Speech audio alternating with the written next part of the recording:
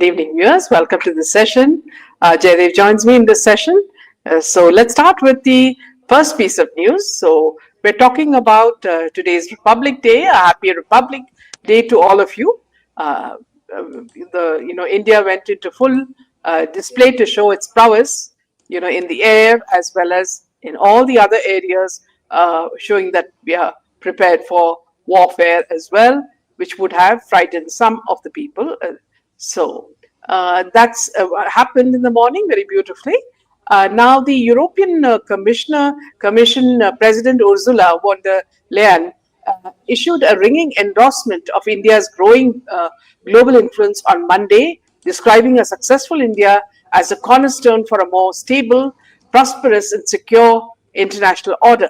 The high-level praise comes at a pivotal point for bilateral relations, serving as a formal precursor to what officials are calling a historic trade agreement between New Delhi and the European Union. Now, she says that a successful India will make the world more stable, and all of us will benefit out of it. Now, the EU and India had first launched negotiations for the free trade agreement in 2007, but the talks were suspended in 2013. The negotiations were relaunched in 2022. Now, India reportedly plans to slash tariffs on cars imported from the European Union to 40% from as high as 110%. The Indian government has agreed to immediately reduce the tax on a limited number of cars from the 27 national bloc with an import price of more than 15,000 euros, is what Reuters said. This would be further lowered to 10% over time, easing access to the Indian market for European automakers like Volkswagen, Mercedes-Benz, and BMW. It aims to reduce the tariffs and other trade barriers on a wide range of goods such as textiles, machinery, cars, and services to boost investment flows and make regulatory cooperation smoother. The deal comes at a time when global trade relations are being reshuffled due to tensions with the US and China. For the EU, deepening ties with India is a way to diversify supply chains and reduce reliance on a single big partner like China. For India, it opens up a major export market. So it is something really interesting, isn't it, Jerry? Yeah, definitely. This is the mother of all trade agreements, which she rightfully said, Ms. Ursula. And one more important thing is that in the Republic Day, India showed all the missiles, warplanes, and the lethal weapon systems used during Operation Sindoor. And this is she was witness to it, Ursula, and also Antonio Costa, the president of the European Council.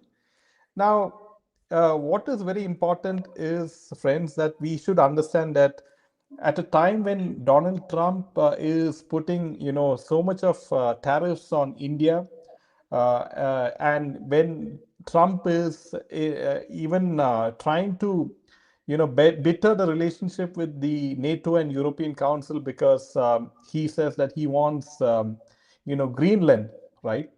And Denmark obviously does not want to hand over it. So there's already, Trump is trying to, ruffle the feathers of the NATO because they were on the same page against Putin in the Russia-Ukraine conflict. So now this is a very, very important step that Ursula came down to India, met Prime Minister Modi, and we can see how the trade relationship is going to strengthen, and they are going to reduce tariffs, and also with regards to goods like textiles, cars, machineries, you will see a lot of European cars flood the Indian market. Also, the Europe is a huge export market for India. So the Indian investors will have a huge opportunity once again as an export market for the whole of Europe. So this is a good thing and welcome move as far as I can see. And Modi and Amit Shah have really nailed it this time. Yes. So Trump, Vice President, and Navarro derailed the tariff deal with India. So thanks to Absolutely. Trump, yeah, thanks to Trump, that Trump is in fact strengthening India. If you look at it in a way, right?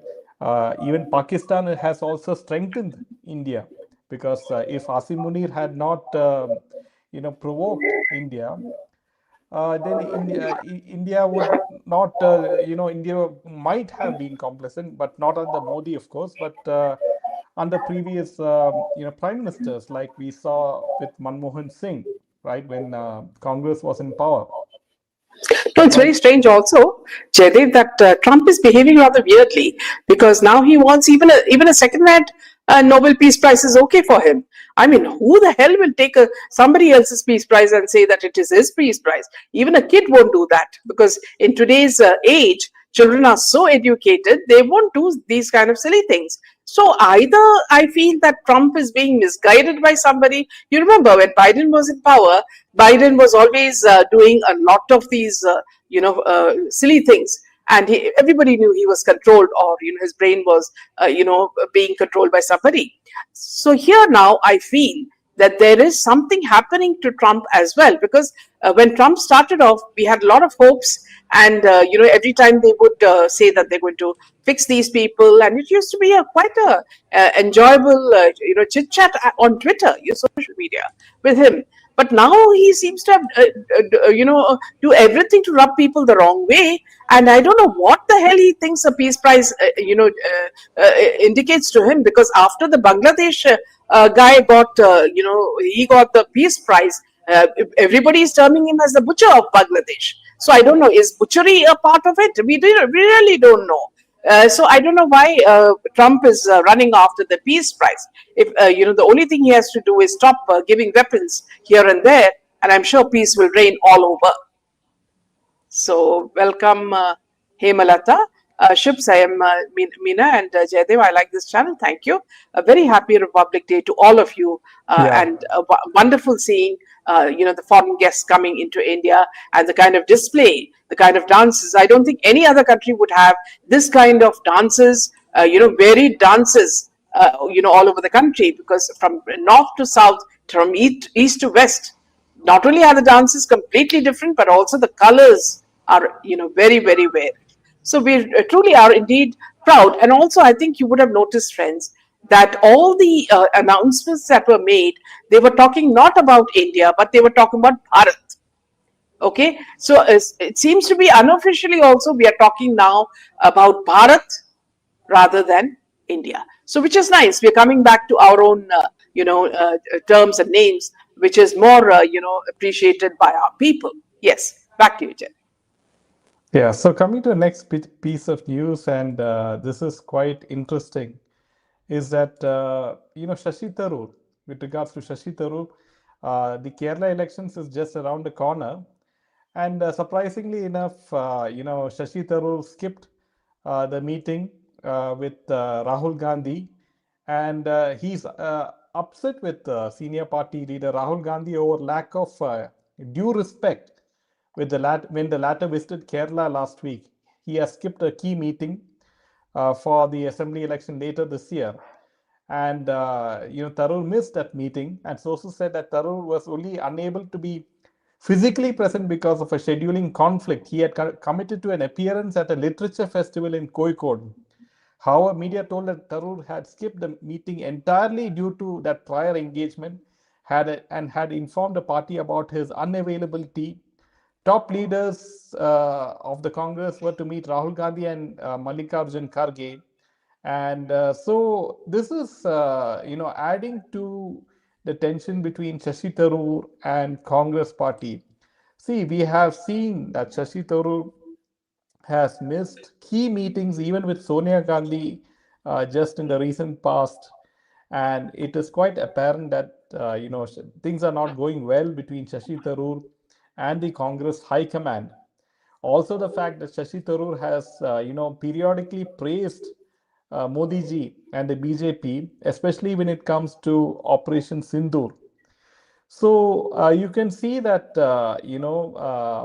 all is not well between Shashi Tharoor and the Congress High Command. Also, the fact that he was not made president and Mallikarjun Kharge was the Congress president.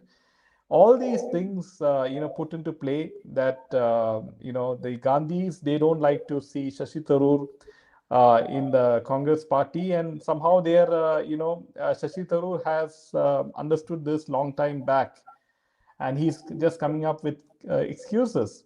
Why Yeah. doesn't Shashi Tharoor leave Congress? Why is he clinging on to Congress? We'll have to wait and see what kind of game See, he's playing. Yeah, yeah. Also, see, remember, Leena, Shashi Tharoor is behaving in such a way because he is getting some sort of an encouragement from someone, to rebel. And also the fact that he's being humiliated at every point by Congress and by Rahul Gandhi. And, the more he rebels, the more, they try to teach him a lesson. And the funny thing is that, see, if Shashi Tharoor plays too hard, then what will happen is that Congress could perhaps expose him in the in the Sunanda Tharoor case. But they, it's possible that they will not bring it out because they too are involved in it. You see, so if they expose Shashi Tharoor, they will also expose themselves. So this is, otherwise that's one area where, the Congress can, hold the strings to Shashi Tharoor and he can't do a thing. But, the fact that they are also involved makes it a little dicey situation. But one thing is clear, Shashi Tharoor seems to be, saying that he will take no nonsense from the party and that he is going to slowly, either separate or, form his own, party. So that's something. So moving on to the yeah. Just next, yeah, one yeah, please more continue. Yeah, one more important point, friends, that if you remember the Lalit Modi interview, Lalit Modi had made some explosive allegations against Shashi Tharoor.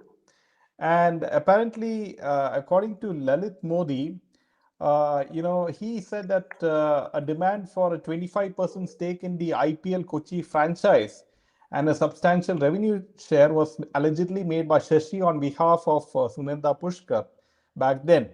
When Lalit refused this criminal and corrupt arrangement, he was allegedly threatened by Shashi himself over a phone call that the ED would pay him a visit if he doesn't comply. Even a reference to 10 Janpat was made to convey the seriousness of the threat. So these revelations now bring the circumstances surrounding Sunanda's death also into sharp focus. But after that, it died down, and everyone forgot about this case as well. So you can see how the links are, right?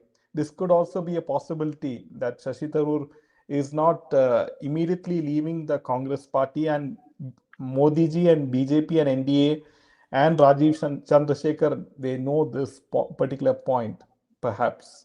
Yes. yeah. So, Jaidev, your voice is a bit faint. Meena ji is loud and clear, is what Gloria is saying. So perhaps Yeah. you can, yeah. Yeah. Now I'm with the just keeping the mic to my mouth. yeah. Okay. With the controversy over the alleged Sabarimala gold theft intensifying, now Congress leader Rahul Gandhi is learned to be deeply upset with the party's Kerala leaders over the manner in which the issue was handled, particularly after Congress Parliamentary Party chairperson and his mother Sonia's name figured in the political sparring. According to sources, Rahul felt that sections of the state Congress leadership adopted a short sighted approach in pursuing the controversy, allowing the ruling CPIM led LDF to drag his mother's name into it. Now, the internal rift within the Congress party has widened because of his, Rahul Gandhi and Sonia Gandhi's strong displeasure over this. Now, sources close to the matter indicate that the Wayanad MP is deeply upset with state leaders after the political firestorm led to Congress Parliamentary Party Sonia Gandhi's name being invoked in the heated exchange. Now, the criticism, Rahul Gandhi says, believes that the state leadership adopted a short sighted approach in pursuing the allegations, and by failing to contain the narrative, the state Congress inadvertently provided the LDF with the ammunition to drag Sonia into a sparring, a fight, a move that has not sat well in the with the party's high command. Now, political analysts suggest that while the Congress sought to corner the government on the alleged gold disappearance, the lack of cohesive strategy allowed the LDF to flip the script. High ranking sources suggest that the central leadership feels the state's units' tactics were reactive rather than strategic, leading to unnecessary collateral damage to the party's national image. And the political slugfest intensified after photographs surfaced purportedly showing Unnikrishnan Poti, the prime accused in the Sabarimala gold theft case, along with Sonia Gandhi and Congress MPs Adur Prakash and Anto Antony. The CPIM and the Kerala government seized on the images to allege links between the Congress leadership and the accused, a charge the Congress dismissed as a smear campaign. Now, sources said Rahul believed that the Congress's aggressive campaign strategy forced the left to intensify the issue and turn it into a larger political confrontation. Now, here I'd like to say that we're talking about panels, the walls, a lot of the gold missing.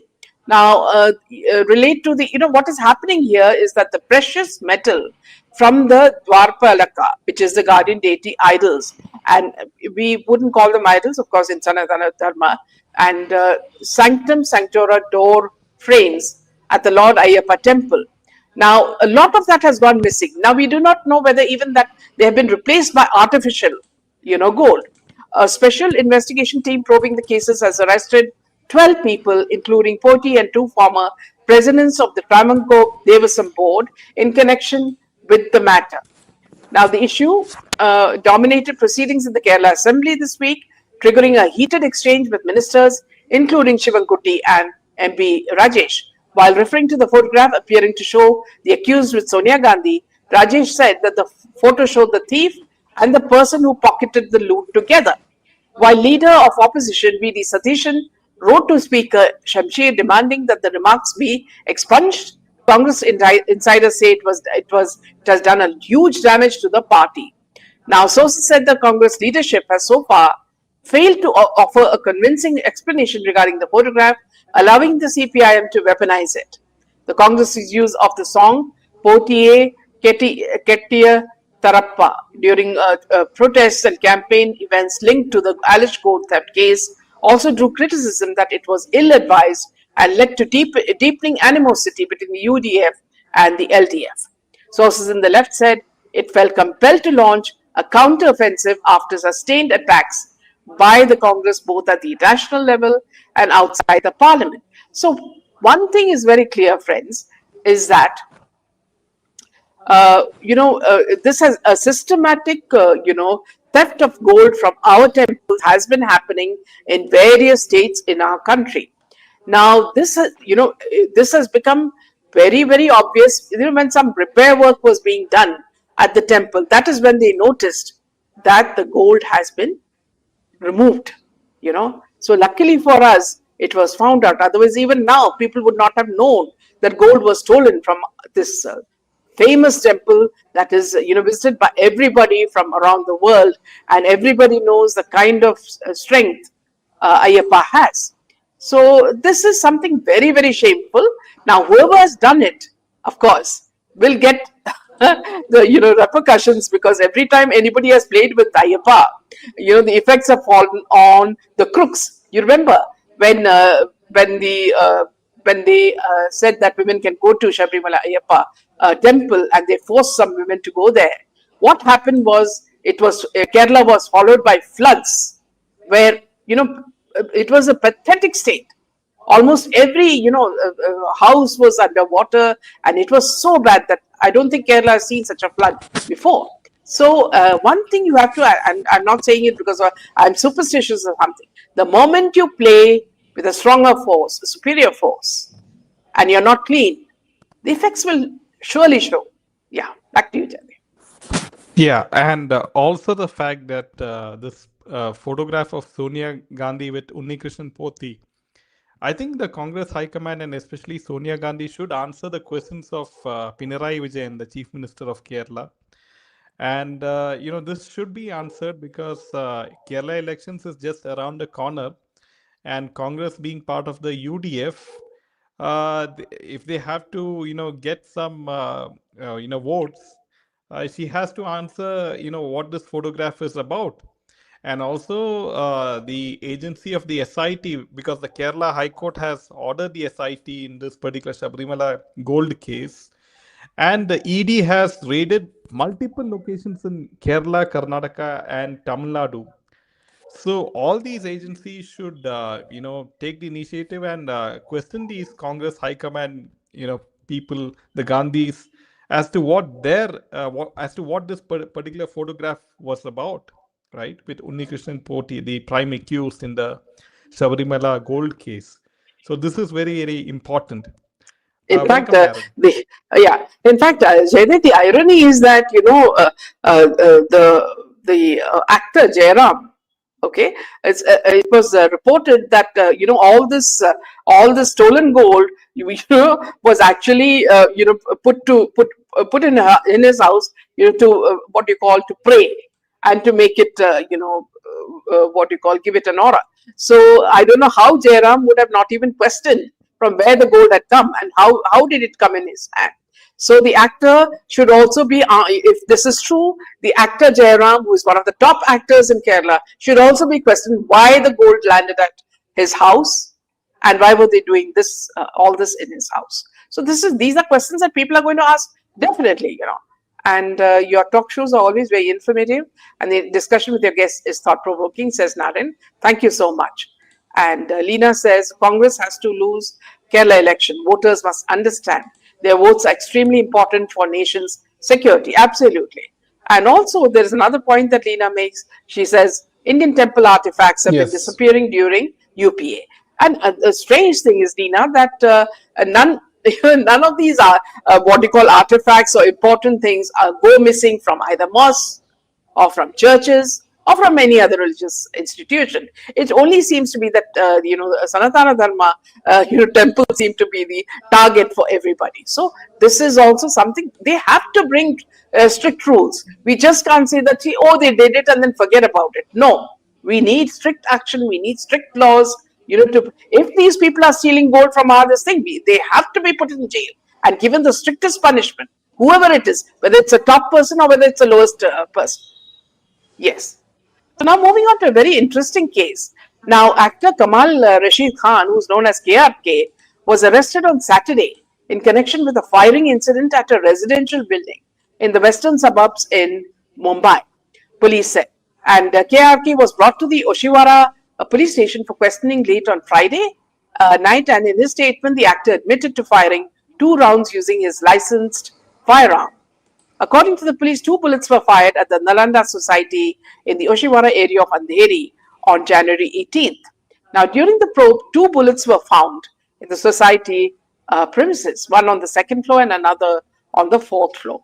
One of the flats belongs to a writer director, while a model owns this other one, they said. Initially, the police were unable to make any headway as they couldn't find anything in the CCTV footage. However, a forensic analysis indicated that the bullets may have been fired from Khan's bungalow nearby. The exact motive behind the firing is yet to be ascertained. Now, see, this is really very funny because, as you know, KRK is very popular for attacking, a lot of the actors and blatantly, speaking things sometimes they're not even true. So this man has been getting a lot of attention on social media. Now, I wonder what is this a sort of a gang war or what's happening? What do you think, Jed, is happening here? Yeah, KRK has a big YouTube channel where he criticizes and makes fun of all these Bollywood, superstars, the so-called superstars like Salman Khan, Shah Rukh Khan, and he openly criticizes and makes fun of them. And but that those videos they rake in a lot of views, and that affects the box office performances of these films. So it is quite obvious that the whole of Bollywood has a lot of hatred for this particular man. Also, the fact that this firing incident is kind of it doesn't add up. Like it looks very very odd. because he says that he fired 2 rounds using his firearm. Now the bullets, the forensic analysis say that the bullets may have been fired from his bungalow nearby. And so my question is, if he does have a firearm, why would he just fire No, the funny accidentally? thing is, Jaydev, the funny thing is, one bullet was recovered near a flat owned by a prominent model, and the second bullet was found outside the residence of a writer director. So now the aim was at two people apparently. And so why would he do that is the question. So there would be some enmity between these people. Otherwise, he wouldn't be firing shots like this, or unless he was in an inebriated state where he did not know what he was doing. Yeah, there's very less information uh, because if you're cleaning the gun and he says that accidental discharge of the gun, this This is is like, no, this is like, Govinda.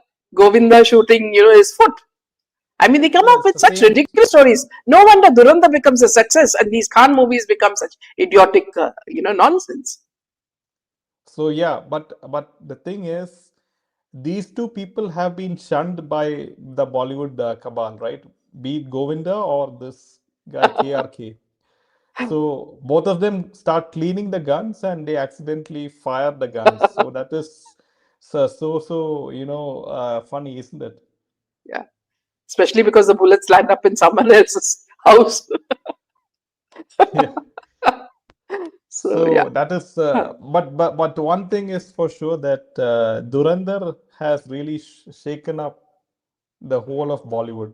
Even now, Karan Johar is praising Dhurandhar of all films, left and right, and he has no confidence in his own film, in which Karthik Aryan and You know, but the Ananya funny thing Pandey is, acted. Yeah, no, the funny thing, Jaydev, is that see, Karan Johar's, masala, whatever movies he makes, you don't have to imagine much. Okay, you take an island somewhere, which he gets it at a very low cost. Get the same, dancers who are, even they may be even hippies giving it to you free. Now they will dance the same way, and then clothes also not much money is required because all of them are wearing tiny tiny bikinis, so itsy bitsy bikinis. So if you're looking at the cost, it's not like Duranda spent millions, so Karan Johar has a very small budget in that he takes the same island, he takes the same songs, the same ragas, everything is so similar that sometimes I think, oh, is it Hrithik Roshan, or is it Shah Rukh Khan, or is it this Karthik? We do not know, because it is only like, if you want to make quick things, you just remove the face and put the other face. So Karan Johar is literally just not putting even a single finger into what he does. He just does it thinking that people in India are fools and they will take his movies as entertaining. yeah. So anyway, that's all for today, isn't it? Yeah. So it's a nice, interesting comment coming from Shanmugam. He says the government should be removed from managing Hindu temples. Isn't it strange, Shanmugam? No other religious institution comes under government control. It's only our temples that come under their control, and it's also our girls who are always exploited. So it's high time that we had very strict rules, protecting all this. So a very good point by Shanmugam. So on this note, we end this session. Thank you so much. And of course, a lot of what when you say that you like our channel, a lot of it is because of people like you who are, always chatting with us, giving us intelligent suggestions, putting some very relevant points. So thank you for that. Jaydev and I are really grateful for your, support. So good night, Jai Hind, and Jai Shri Ram. Jai Shri Ram.